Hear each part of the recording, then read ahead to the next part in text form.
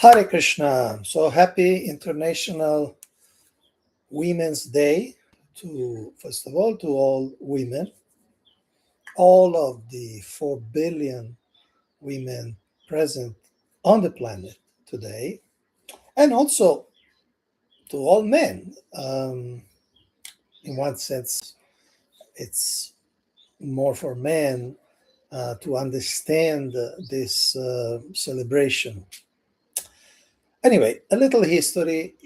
The Women's Day was started actually in Russia in 1917 to commemorate a particular strike that women underwent for bread and peace.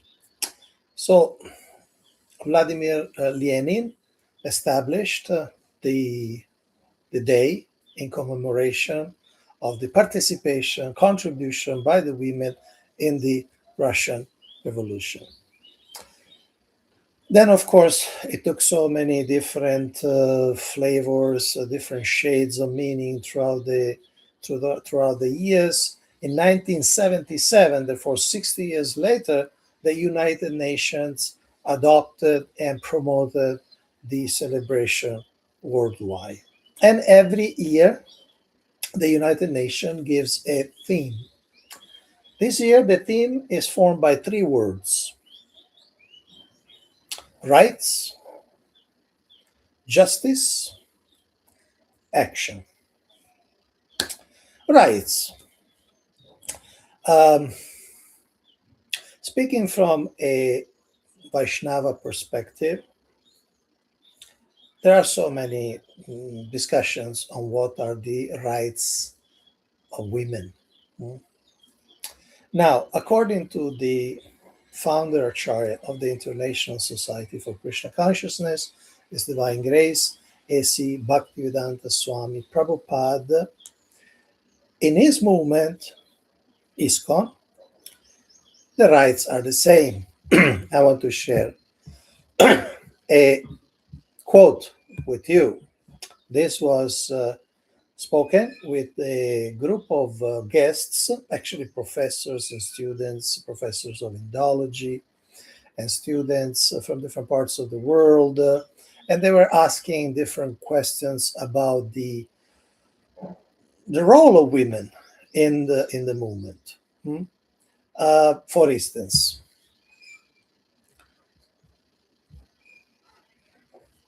one person asked,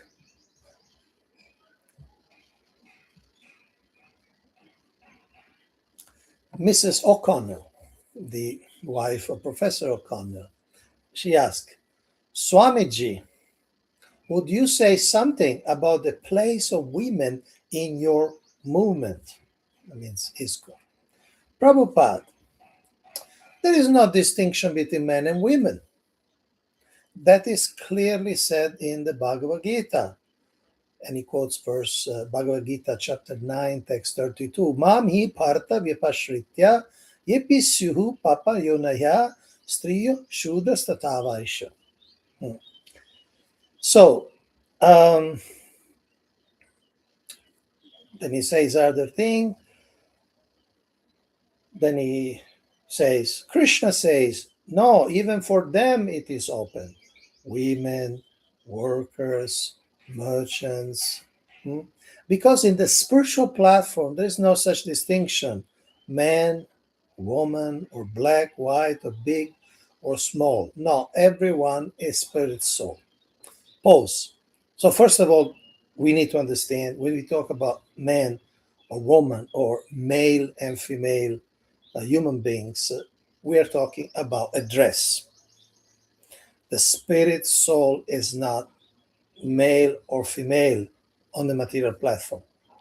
The spiritual platform, all souls are female, are prakriti, because they're meant to give pleasure to the Purusha, Krishna. But that's theological, highly theological. Let's remember, we are not this body. So we are not men and we are not women.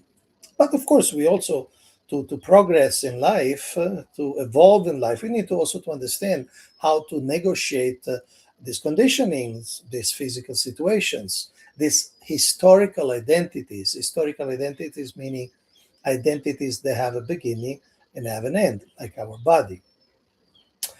So, Srila Prabhupada continues, one who is actually learned is Samadharshinha.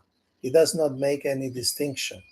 But so far our material body is concerned, there must be some distinction for keeping the society in order. Obviously, we need to distinguish the bodies. We don't treat the bodies of a baby as a body of a 50, 60-year-old. So we need to organize society according to the psychophysical status of the embodied souls. Then Mrs. O'Connor keeps asking, the women could become panditas then. Panditas means, if you're from India, you know what pandit means. If you're not from India or you're not familiar with Sanskrit, pandit means one who has studied, meaning a learned person, especially in the Vedic tradition, in the Vedic texts. Prabhupada answered to this question, oh yes, Devi Yanti Param Gatim, not only come, she can also attain perfection. There is no such restriction, Krishna said. In other words, it's not just becoming pandit or learned in the scriptures, in the texts, in the Shastra, but women can reach perfection, Param Gatim, the supreme destination. So being a pandit is just a very small aspect of that perfection. Now, Mrs. O'Connor keep asking, do you have any pandits in the Western movement, women? Prabhupada says, there are so many Western women, girls in our society, they are chanting, dancing, taking to Krishna consciousness. Many, of course, because superficially, bodily, there is some distinction, so we keep women separately from men. That's all. Otherwise, the rights are the same. So I want to stress this statement because this is the statement of the founder Acharya, the spiritual master who founded the International Society for Krishna Consciousness. And here he's talking with guests who are quite learned, like the husband of this Mrs. O'Connor, Professor O'Connor. He had this PhD dissertation, his thesis on Lord Chaitanya. So they knew what they were talking about, what they were asking about. So, Srila Prabhupada explained, of course, because for progress in life, especially spiritual life, but any progress in life, there should be some regulation between men and women interactions. Because sexual attraction is a very powerful drive, and it can become very distracting and destructive. I don't need to elaborate on this now. Any intelligent person can understand that. There should be some rules and regulation. So Srila Prabhupada says that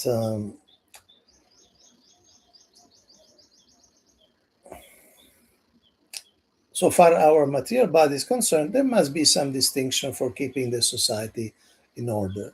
And so we have married couples, they can have a certain standard of living.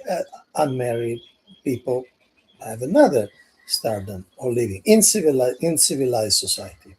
So the rights are the same. Now, of course, Srila Prabhupada was talking, when he was talking, he spoke so many things in so many books, in so many lectures, so many conversations. So he addressed so many anthropological levels. Sometimes he spoke about the physical level, sometimes he spoke about the civic or legal level, sometimes he spoke about the spiritual level. So sometimes he also stressed, for instance, that there are certain things that a certain gender can do and the other gender cannot do. Like, for instance, getting pregnant, and men cannot get pregnant. So even if we accept equal rights, we cannot say that Srila Prabhupada gave an example. You cannot say now the woman becomes pregnant for the first child, the next child, the man will become pregnant. Obviously, there are some physiological and physical differences. Those are obvious. Anatomically, men and women are different. But we need to really understand deeply this statement. The rights are the same. Men and women, Vaishnavis and Vaishnavas, have the same right to, of course, they have access to the same mantras, uh, the Maha Mantra, of course, the Hare Krishna Maha Mantra, Hare Krishna, Krishna Krishna, Hare Hare, Hare Rama, Rama Rama, Hare Hare. A second initiation, Srila Prabhupada established that they have access, both men and women, they have access to all these seven uh, mantras, six Pancharatric mantras for worship of the deity, and the Brahma Gayatri. So these are practical examples of same rights. And we should honor the vision of the founder Acharya of this movement. Hmm. So, according to Srila Prabhupada, the rights are the same, and we should be alert that certain people do not try to erase this conception. Now, next is justice. Next meaning, next part of the official theme, United Nation theme for today, for this particular year, 8th March 2026. Justice. In Sanskrit, justice is translated as dharma. Hmm? So, dharma can say we can say can be translated as duty. Um, some people, unfortunately, what they do is they, I'm not saying invent, but they emphasize certain duties and they de-emphasize or try to delegitimize certain other duties. I'll give you an example. In traditional civilizations, women tend to have particular domestic duties, like cooking or taking care of the management of the house, the cleaning, taking care of the children. These are natural and we could say perennial duties. At the same time, because the rights are the same and women have the right also to become disciples, we need to understand that there are also duties as disciples, not only as mothers or as wives. Hmm? And unfortunately, some people tend to de-emphasize those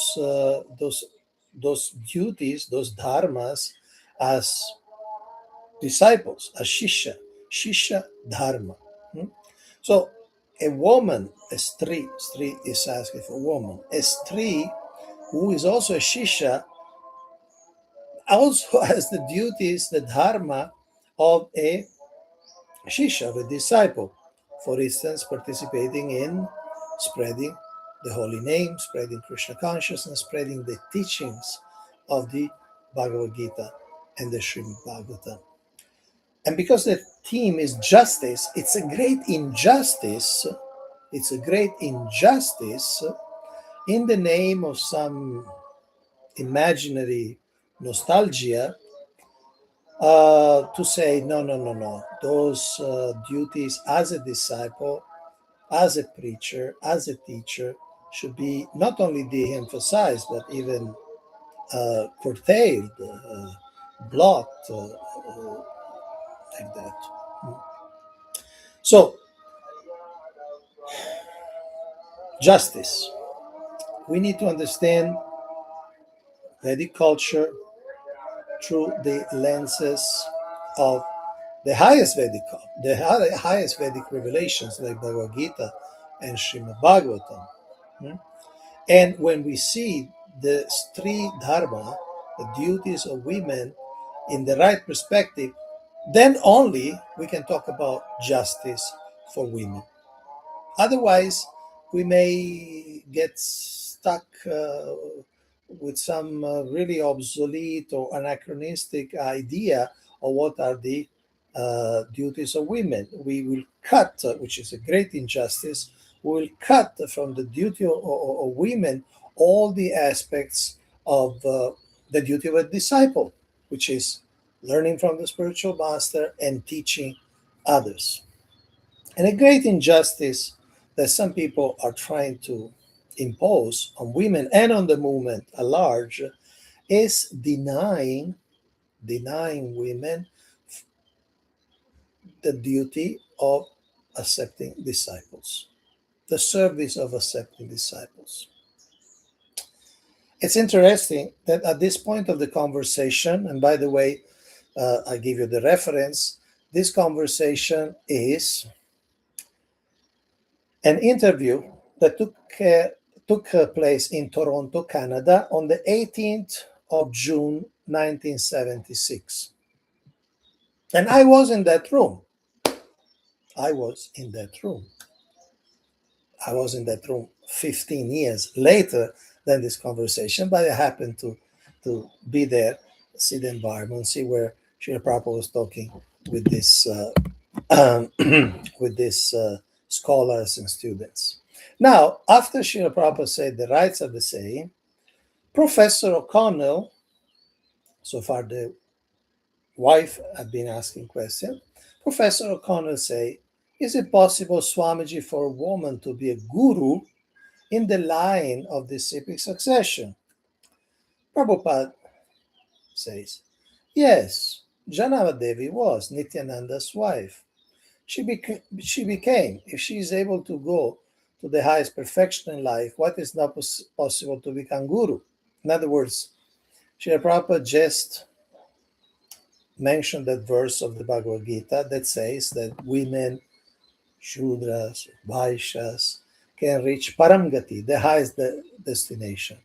So Srila Prabhupada is explaining if they can reach the highest destination, they can be transferred to Krishna Loka, to the highest planet of the spiritual world. Why they cannot become guru and accept some disciples, right?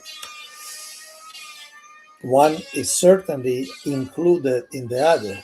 One can reach the highest liberation in bhakti, can certainly help other souls reach that destination. And then Srila Prabhupada says, but not so many. Now, this has been very misunderstood, very much misunderstood, and sometimes misinterpreted. Maybe I want to give the benefit of the doubt. Maybe it has been done in a honest way, a simply ignorant way. But some people have taken this statement, but not so many, as if Srila Prabhupada was limiting the quantity of women who could become gurus, Diksha Guru, and so on. That's not a fact. My understanding, given by the context of this conversation and all the things that Srila Prabhupada says, my understanding is that he's giving an observation, historical observation.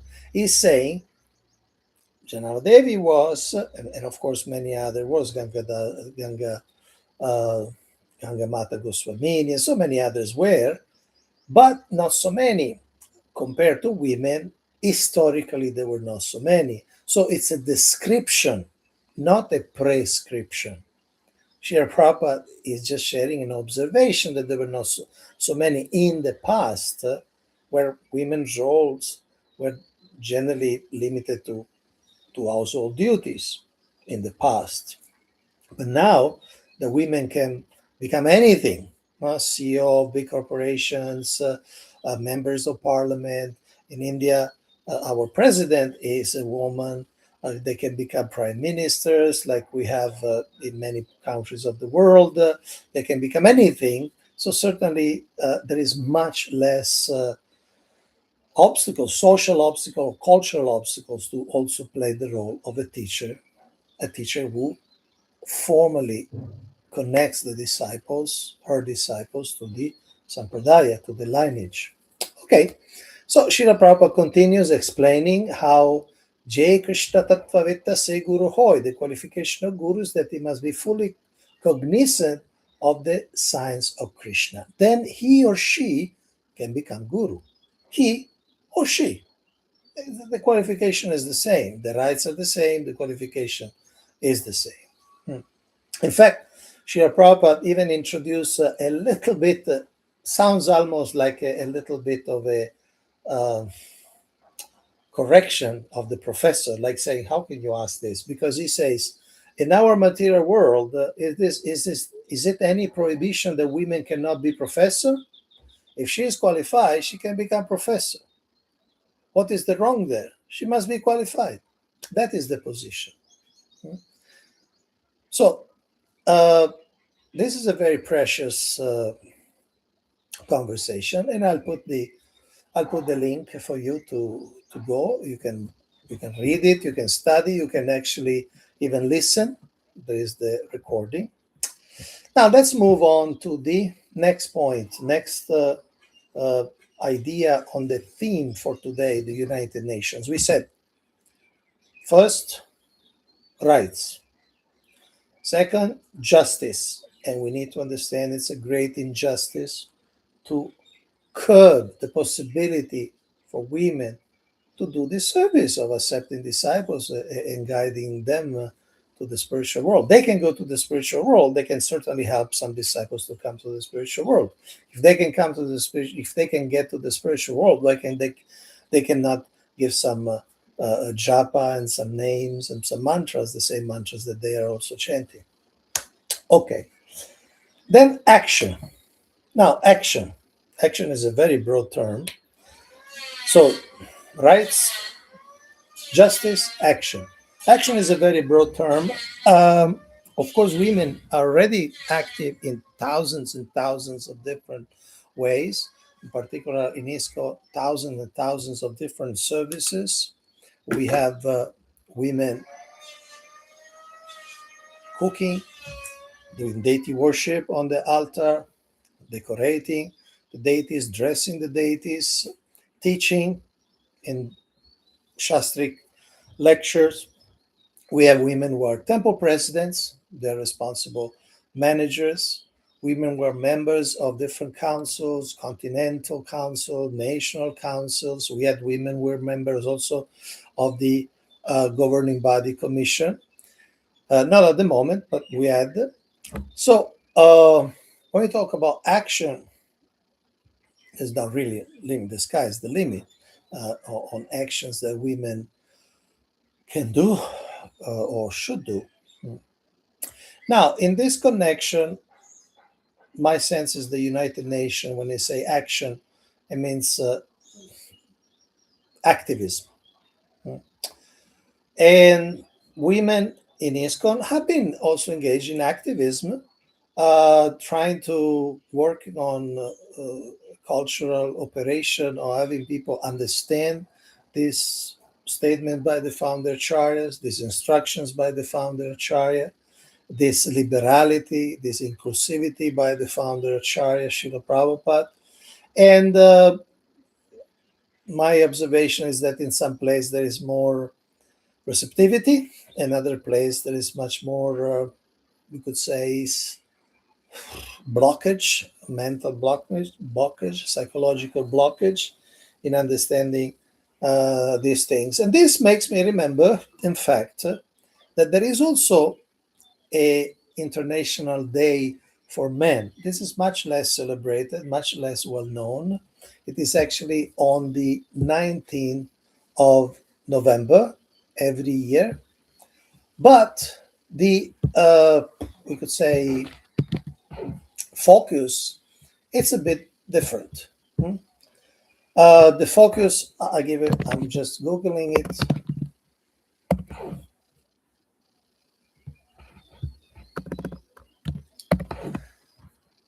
So in 2026, it will be on the 19th November. And the focus is a little different because while women historically throughout the 20th century, also the 21st century, had to conquer certain rights which were negated, or speaking strongly against certain forms of abuse that were there and they are still there. I'm talking in general, not just in ISKCON. For women, the United Nations focus is more like, for instance, on the mental health of women, on the of men. Sorry, for men, the focus of the United Nations is on mental health, the challenges that boys and men face in becoming adults, in acting as adults, uh, responsible, functional adults. But that's for another day. Let me finish with the reference. Yesterday morning, India time, very early, His Holiness Ridananda Das Goswami Maharaj, who is one of the few devotees left in the movement who were personally trained by Srila Prabhupada, who spent a lot of time uh, in dialogue and in the physical presence of the founder Acharya, gave an interview with Damodar Prabhu, and and this connects with this idea of action. He spoke that there are certain things that require some form of civil disobedience. In other words, when there are certain things that are not acceptable, not shastrically, not morally, not ethically, not philosophically, not theologically, and they are established either culturally or through some decision, devotees have the right, in one sense, the duty to oppose them. Hmm. So he was talking about this. I'm not going to details right now, but I'm going to give you the link in the notes. Um, of course, I'm not suggesting any wild or irrational or disorderly protest or anything like that. But there are forms of civil disobedience when things are not acceptable. Even our Lord Sri Chaitanya Mahaprabhu here in Mayapur demonstrated civil disobedience when the local magistrate, Muslim magistrate, Qazi, banned the public Sankirtan movement, the public chanting of the holy name. He organized civil disobedience. He organized so many people coming together, disregarding the order of the Kasi. Interestingly, the order of the Kasi was prompted mainly by the Hindu themselves, by a branch of Hindus, the Smarta Brahmanas, who were against the practice of bhakti. They were against the movement of Lord Chaitanya, the movement of the Sankirtan, and they were more focused on ritualistic rules and regulations. So the Smartas pushed the Islamic magistrate to block the Sankirtan movement. And unfortunately, we have a similar situation in our hands. There are devotees who are official members of ISKCON, but they act very much from a smarta perspective, and therefore they are defined as neo smartas, the new smarta, the contemporary smartas, and they bring a similar disruption to the Sankirtan movement. As the Smartas 500 years ago, they were disrupting the Sankirtan movement based on certain rules and regulation, imaginary rules and regulation, because Lord Chaitanya is Krishna himself. He knows the rules and regulation of the Shastra. Similarly, Srila Prabhupada is the representative of Lord Chaitanya for this age, well, the prominent one who brought the movement of Lord Chaitanya all over the world. He, as we heard, he established the rights are the same, and women can accept disciples if they're qualified, just like men. And so to try to stop them, it's an injustice, it's curtailing the rights, and it's a form of adharma. It's a form of adharma inspired by emotional incompleteness, obsession with the opposite gender, and also misunderstanding of the pure theology of Krishna consciousness, and influenced by the Apasampradaya of the smarta ideas, which have been traditionally being the enemies of the Gaudiya Vaishnavas. So these are some reflections. Thank you for listening so much. As it often is said in this connection, so please like, subscribe, and comment. Let me know if there are themes that stimulated some reflection in you, or that there are themes that you like me to talk about in the future. Hare Krishna, and happy International Women's Day, 8th March 2026.